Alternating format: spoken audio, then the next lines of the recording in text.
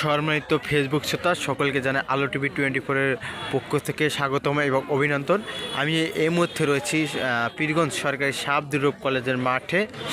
বিএনপির ভারপ্রাপ্ত চেয়ারম্যান তারেক রহমানের সহায়তায় অসহায় দুস্থ গরিব ও শীতার্ত মানুষের মাঝে শীত বস্ত্র বিতরণ অনুষ্ঠান অনুষ্ঠিত হয়েছে। এখানে রয়েছেন রংপুর জেলা বিএনপির আহ্বায়ক সাইফুল ইসলাম ও পীরগঞ্জ উপজেলা বিএনপির সভাপতি মাহমুদুর নবী চৌধুরী পলাশ, সাধারণ সম্পাদক জাকির হোসেন, পীরগঞ্জ পৌর বিএনপির প্রতিষ্ঠাতা সভাপতি শহীদুল ইসলাম সেবু মণ্ডল সহ অন্যান্য নেতৃবৃন্দরা কিন্তু উপস্থিত রয়েছেন।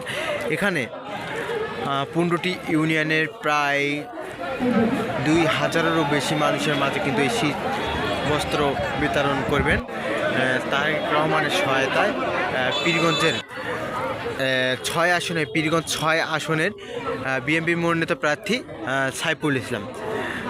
এখানে কিন্তু অসহায় এবং গরিব এবং শীতার্ত মানুষের মাঝে কিন্তু কম্বল বিতরণ করবে। আপনারা দেখতে পাচ্ছেন যে কিন্তু অনেকেই কিন্তু এই সাব দুর্লভ কলেজ মাঠে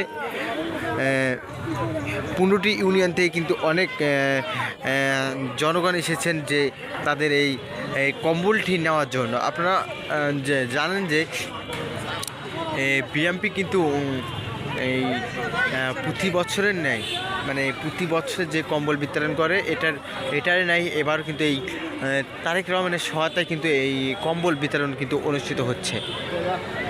সকলকে জানাই আলো টিভি 24-এর পক্ষ থেকে শুভেচ্ছা। আলো টিভি পীরগঞ্জ।